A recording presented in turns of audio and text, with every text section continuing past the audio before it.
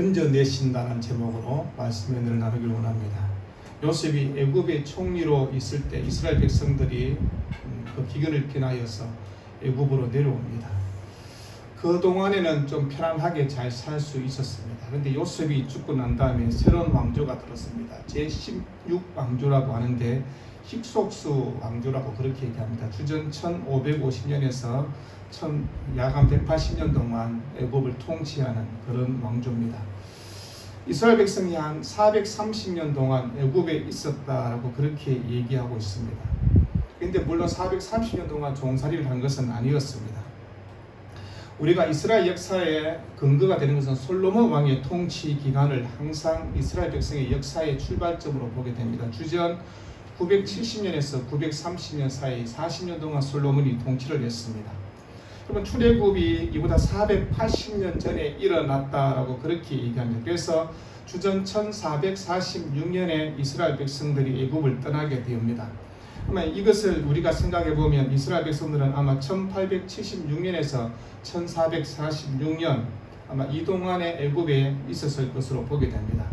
그러면 애굽에서 함께 정착하며 살아가는 이스라엘 백성들에게 힉속스 왕조는 어떤 왕조냐면 팔레스타인 지역에서 온 침략자들이었습니다. 그래서 나일강 근처에 있는 산각지 일부와 또 그 애굽의 중부 지역을 통치하는, 근데 그 시기에 이스라엘 백성들이 종노릇하고 있었다라고 그렇게 얘기합니다. 그러다가 주전 1575년에서 1550년 사이에 애굽에 의해서 다시 힉속스 왕조가 무너뜨리게 되고 애굽의 남부에서 있었던 제17왕조 베반이 힉속스 왕조를 정박 후에 이스라엘 함께 애굽을 통일하게 됩니다. 그때도 계속해서 이스라엘 백성들이 종노릇하고 있었음을 보게 됩니다. 400년의 긴 역사 중에 정확하게 어떤 학자들은 284년 정도가 아마 이스라엘 백성들이 종으로 크게 고통스럽게 살았을 것이다 라고 그렇게 보게 됩니다. 그럼 출애굽기는 애굽이란 이방 땅에서 겪었던 이스라엘 백성들이 종살이를 기억하면서 그러나 하나님께서 어떻게 구원을 베푸셨는가를 우리에게 증거하고 있는 것들을 보게 됩니다. 소수 민족이었던 이스라엘 백성이 이방 땅에서 겪었던 아픔과 그럼에도 불구하고 하나님이 베푸신 은혜들을 우리가 함께 생각하게 되는 것입니다. 출애굽기 3장 9절에 이스라엘 자손의 부르짐이 내게 달하고 애굽 사람이 그들을 괴롭히는 학대도 내가 보았다라고 그렇게 말씀합니다. 이스라엘 백성들이 배우는 초등학교 1학년 교과서에는 이런 내용이 있다고 합니다. 우리 조상들이 이집트 바로의 노예였다가 그래서 선조들이 종살이 했던 것들을 알려주고 있는 그 내용들이 교과서에 실려 있다라고 얘기합니다. 여러분, 애굽은 그 당시 최대의 강대국이었습니다. 사회, 정치, 경제, 문화 모든 것을 선도하는, 그런데 이스라엘 백성을 향해서는 온갖 횡포와 착취를 임삼는 후악한 압제자의 모습으로 우리에게 다가옵니다. 이스라엘 백성에게 유일한 길은 애굽에서 벗어나는 길이었을 것입니다. 1장 8절에 요셉을 알지 못하는 새 왕이 일어나 애굽을 다스리더니 라고 그렇게 소개하고 있습니다. 알지 못하다라는 이런 뜻은 분열, 분리, 차별, 소외, 반복, 불화 등의 의미가 있습니다. 이 말은 다른 사람들에 의해서 무관심과 냉담과 무시와 방치와 상관없는 대상으로 취급을 받았다라고 그렇게 얘기하는 것입니다. 여러분, 성경에서 출애굽 당시 애굽의 최고 통치자가 누구인가를 얘기하고 있지는 않습니다. 대신 그때는 왕이라고 하지 않고 바로라고 그렇게 관직을 얘기하고 있습니다. 그래서 모세가 이스라엘 백성을 이끌고 애굽을 탈출했던 당시를 보통 람세스 2세가 통치했던 시기가 아닌가라고 그렇게 얘기하고 있습니다. 람세스 2세는 애굽의 행정 수도를 나일강 하류로 옮기고 자신의 이름을 따서 남색이라고 그렇게 명명하는 것을 보게 됩니다. 그리고 거기에 대한 많은 종들과 외국 사람들을 동원해서 대규모 건축 사업을 벌였던 것이 출애굽기에 나와 있는 것을 볼 때 어느 정도 신빙성이 있다고 그렇게 얘기합니다.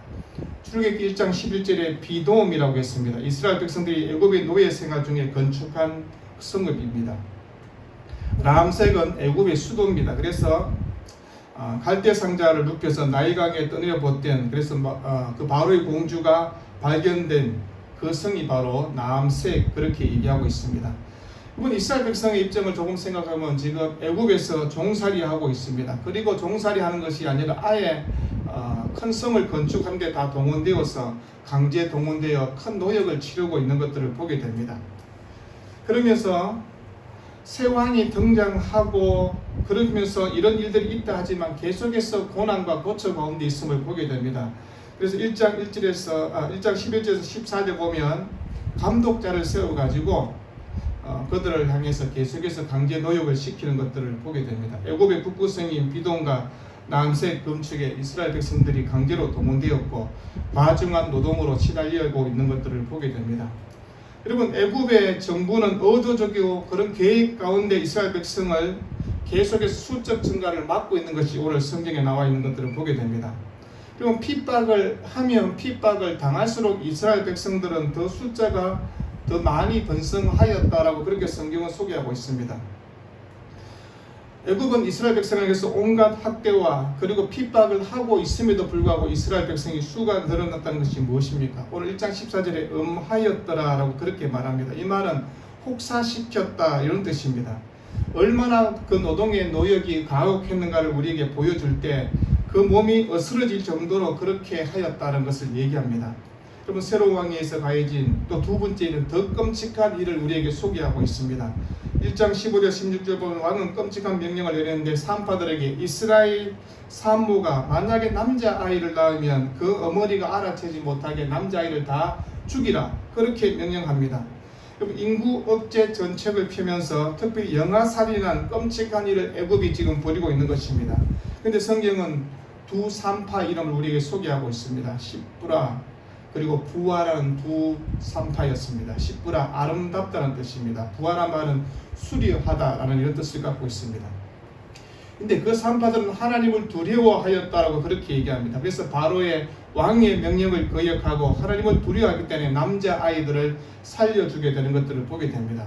근데 그 일을 왕이 알게 되고 바로가 경로하고 그러면서 산파들을 불러서 왜 그런 일을 했냐고 물어보게 됩니다. 근데 그들이 대답은 이러합니다. 히브리 여인들은 애굽 여인보다 건강해서 그들이 이르기 전에 이미 해산하였다라고 그렇게 보고하는 것을 보게 됩니다. 그럼 육체적으로 힘든 삶을 살고 있습니다. 거대한 노역을 하고 있음에도 불구하고 하나님은 그들에게 이스라엘 백성에서 건강으로 지켜주셨음을 얘기하는 것입니다. 그런데 하나님은 이스라엘 백성뿐만 아니라 산파들에게도 은혜를 베푸셨다라고 그렇게 얘기합니다. 이런 배경 가운데 출애굽기 2장에서 오늘 우리가 알고 있는 모세의 출생을 우리에게 소개하고 그의 어머니 요게벳이 어떤 신앙으로 살았는가를 우리에게 소개하고 있습니다. 그 모세의 위에는 형 아론이 있고 그의 누이 우리가 아는 미리암이 있습니다. 아론이 건강하게 자라고 있었다는 것을 알 수 있는 것은 아론이 태어났을 때는 그 히브리 남자아이를 죽이지는 않았다는 것을 알 수 있습니다. 그런데 모세가 태어날 그 시기에 바로는 남자아기들을 다 죽이라 그렇게 명령합니다. 모세의 아버지 아므람 그리고 그의 어머니 요게벳은 아마 크나큰 근심과 염려 가운데 있었을 것입니다. 아내가 임신을 했습니다. 만약에 딸이면 괜찮은데 아들이면 그 아들을 죽여야 된다는 그런 괴로운 마음을 가지고 있었을 것입니다. 그런데 우려했던 일들이 일어났습니다. 아내가 아이를 낳았는데 아들이래요. 그런데 그 아들을 위해서 그 어머니 미리암이 어떻게 했는가를 우리에게 보여주고 있습니다. 그런데 오늘 성경은 모세가 태어났는데 잘생겼다 토브라는 단어를 우리에게 소개하고 있습니다. 왕은 아이를 죽이라고 그렇게 명령했습니다. 그 아들이 태어났는데 잘생겼다. 이 말은 육체적으로 잘생겼다는 그런 뜻이 아닙니다. 선하다, 즐겁다, 유쾌한 이런 의미들이 있는 것을 보게 됩니다. 엄마 입장에서는 자기 아들이 이쁘고 잘생겼다 할 것입니다. 근데 다른 사람도 잘생겼다고 해야 되지 않겠습니까? 그러면 근데 이 말은 하나님 보시기에 아름다웠다는 그런 뜻으로 우리에게 말씀하고 있습니다. 성경 출애굽기 2장 2절과 그리고 사도행전 7장 20절 그리고 히브리서 11장 23절을 보면 그 모세가 태어났을 때 그의 부모들이 보면서 잘생기고 아름다웠다라고 그렇게 기록하고 있습니다. 왜 성경은 모세가 태어났던 그 모습을 하나님 보시기에 좋았다, 아름다웠다는 뜻으로 히브리어 토브를 가지고 모세를 설명하고 있을까요? 그럼 이것은 하나님께서 이 시대 이 세상에 하나님의 뜻대로 살지 않는 수많은 일들을 바라보면서 하나님의 사람을 등장시키고 있는 것들을 보게 되는 것입니다. 하나님의 귀한 사역을 감당할 수 있는 사람 모세가 태어났다라고 얘기하는 것입니다. 칼빈은 그래서 이 본문을 주석하면서 아마 특별한 것에 대한 약속, 장래에 탁월하게 될 것을 보여주는 어떤 증표가 그 어린아이에게 있었을 것이다 라고 그렇게 주석을 했습니다. 여러분, 아이가 잘생긴들 얼마나 잘생기겠습니까? 태어난 아기 우리 봤잖아요.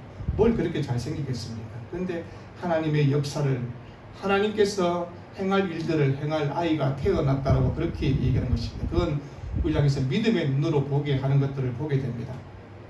근데 그 아이가 태어나서 3개월 동안은 어찌 잘 숨길 수는 있었습니다. 그런데 더 이상 그 아이를 키울 수 없는, 양육할 수 없는 형편이 된 것입니다. 그러면 애가 크면서 울음소리도 커지지 않겠습니까? 더 이상 숨길 수 없는 상황이 되었고, 애굽인들은 계속해서 이스라엘 백성을 통치하고 그러기 위해서는 감시하는 일들을 계속했을 것입니다. 만약에 발각되면 아이도 죽고 부모도 큰 고초를 당해야 되는 일이 될 것입니다. 여러분, 만약 아이란 것이 발각되면 상상할 수 없는 일이 일어나는 것입니다. 그래서 모세의 어머니 입장에서는 아기의 성교를 위해서 무엇인가를 해야 되었고, 그래서 어떤 일을 선택할 수밖에 없는 상황에 놓여졌다라고 그렇게 얘기합니다. 여러분, 한치 앞을 예측할 수 없는 상황에 이제 그 모세의 어머니는 이 일을 결정해야 되고, 가슴 아프고 낙담할 수밖에 없고 눈물 흘릴 수밖에 없는 상황에 무언가를 결정해야 되는 결정의 시기가 온 것입니다. 그래서 모세 어머니의 선택은 모세를 나일 강가에 띄어 보내기로 그렇게 결정을 합니다. 자신의 아기를 살릴 수 있는 형편이 되지 못하고 이 모든 것 내가 하나님께 맡기겠다는 그런 뜻으로 결정하는 것들을 보게 됩니다. 우리는 때때로 우리 힘으로 어찌할 수 없는 수많은 문제를 만나게 되고 그것을 선택해야 될 때가 있지 않겠습니까? 근데 그때 우리가 어떻게 해야 될까를 생각하는 것입니다. 근데 오늘 성경은 모세의 어머니는 자신이 할 수 있는 최선을 다하는 것들을 보게 됩니다. 그 최선이 무엇입니까? 작은 갈대 상자를 만들었다, 그렇게 얘기합니다. 그 갈대 상자를 만들어서 물이 새지 않도록 방수하고 상자가 사람들에게 잘 띄도록 하고, 그리고 누군가에 발견되어서 보호받을 수 있도록 최선을 다했다라고 그렇게 소개하고 있습니다. 여러분, 낙담되고 어찌할 수 없는 일 앞에서 최선을 다하는 것, 이게 하나님의 백성들이 해야 할 일이라고 얘기하는 것입니다. 하나님 주신 지혜와 그 능력 가운데 내가 할 수 있는 모든 것을 최선을 다하고, 그리고 믿음의 눈으로 그것을 바라보며 하나님께 모든 것을 맡기는 것을 얘기합니다. 그래서 모세의 어머니는 하나님께 믿음의 승부수를 띄웠다라고 얘기할 수 있을 것입니다. 갈대 상자 안에 아기를 넣었습니다. 그리고 나일 강가로 가서 아기를 띄워 보냅니다.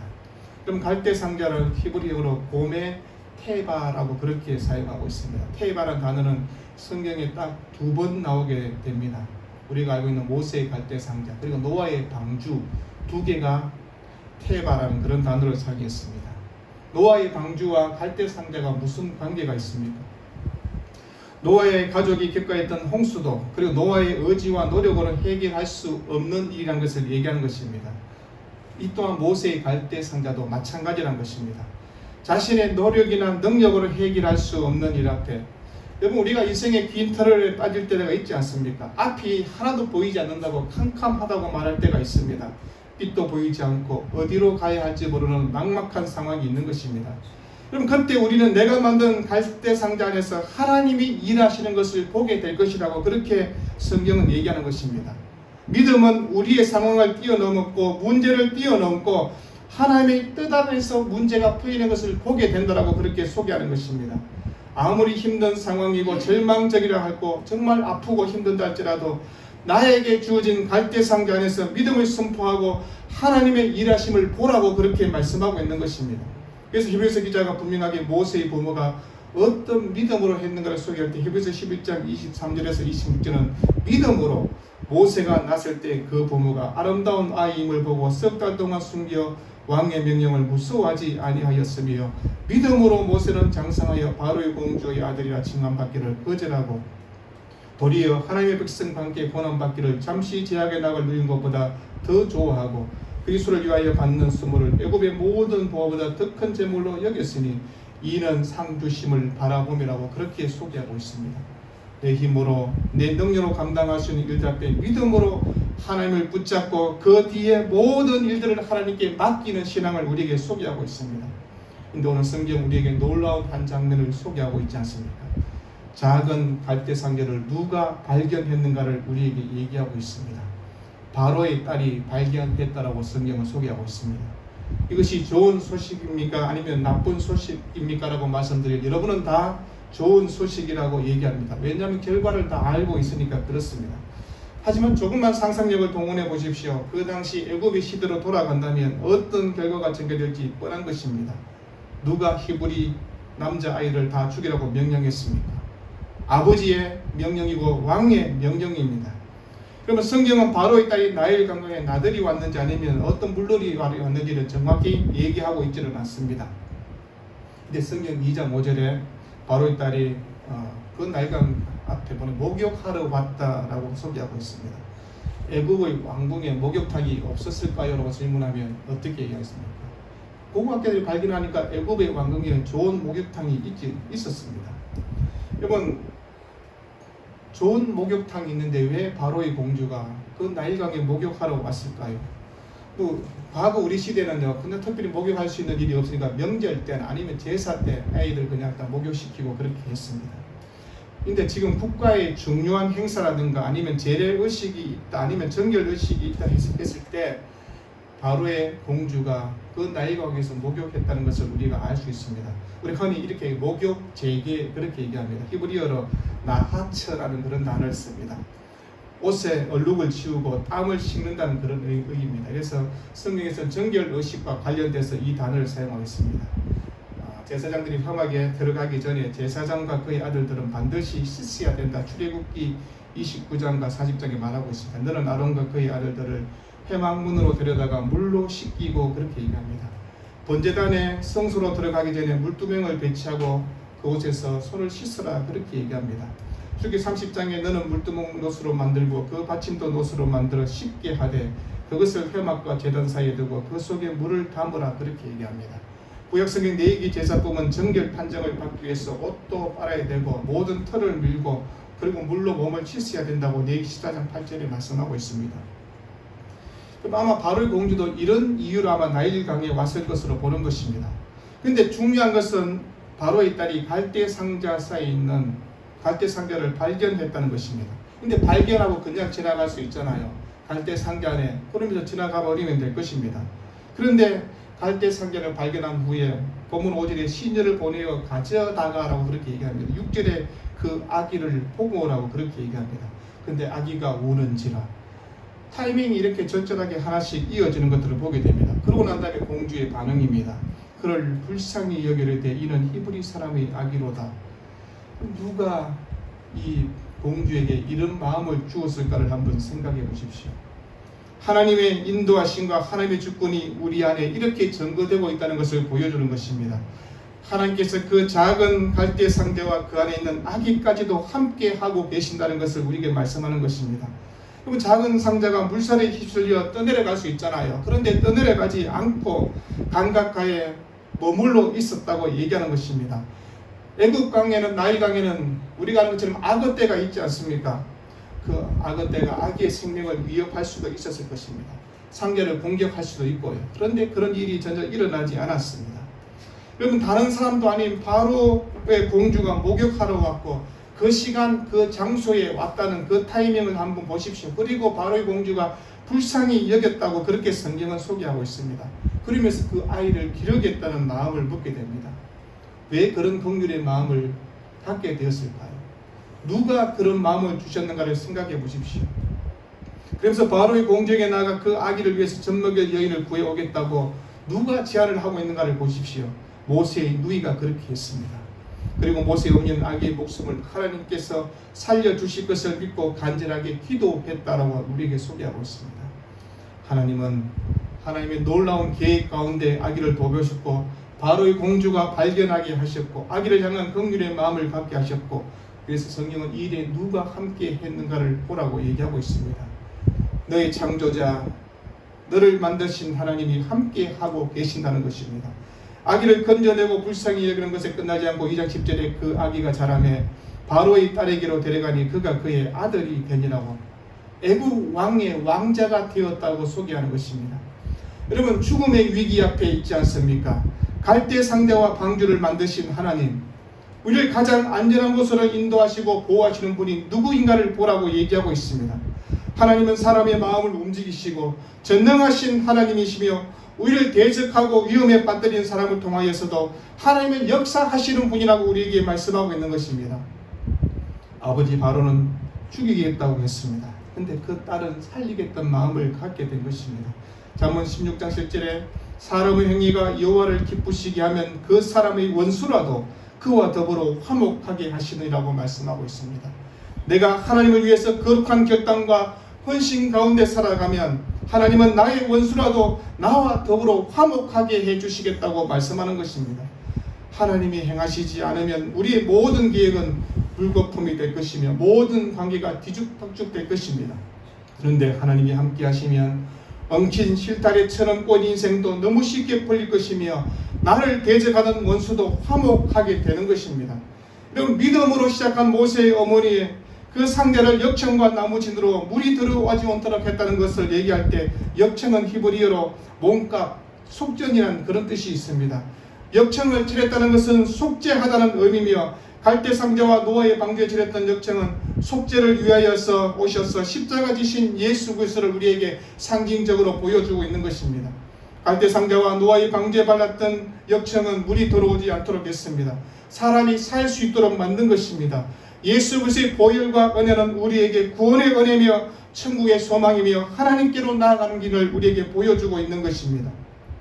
모세는 이스라엘 백성을 인도하는 위대한 지도자가 되기 전에 자신의 삶을 누가 보호하고 함께 하고 있는가를 경험케 하셨던 것을 보지 않습니까? 성도는 홍수를 만날 수도 있을 것입니다.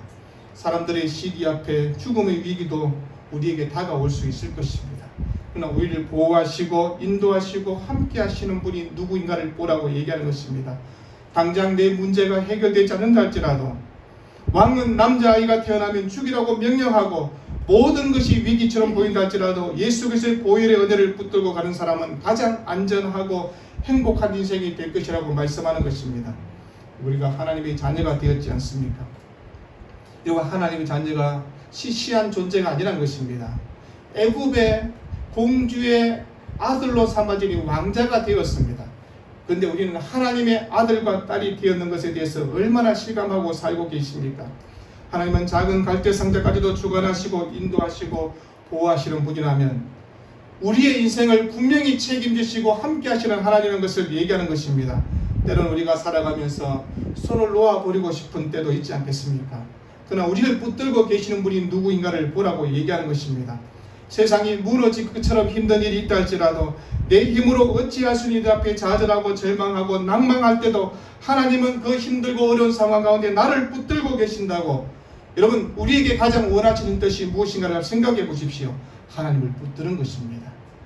모세의 어머니가 최선을 다했던 것처럼, 그리고 하나님께 맡겼던 것처럼 우리 또한 최선을 다하며 하나님께 맡기는 것입니다. 그럴 때 하나님께서는 우리의 갈대상자를 만들어서 그 안에 내 인생의 문제를 넣고 띄워보낼 때 하나님은 그곳에서 역사하고 하나님과 함께 하신다고 얘기하고 있는 것입니다. 모세의 누이는 끝까지 갈대상자에 있는 모세를 보고 있었고 바로의 공주를 보면서 함께 하고 있었습니다. 여러분, 간절한 기대와 소망으로 바라보는 우리에게 하나님의 역사가 일어나고 기적이 일어난다고 성경은 소개하고 있는 것입니다. 가만히 앉아있지 마시고 그 문제를 해결하기 위해서 내가 뛰어야 될 부분은 뛰어보십시오. 갈대상자를 만들고 역청을 바르고 나일강에 가서 그 갈대상자를 띄우는 것까지는 우리가 해야 할 일들입니다. 그런데 그 갈대상자를 안정케 하시고 그것을 발견케 하시는 분은 누구인가를 보라고 그렇게 얘기합니다.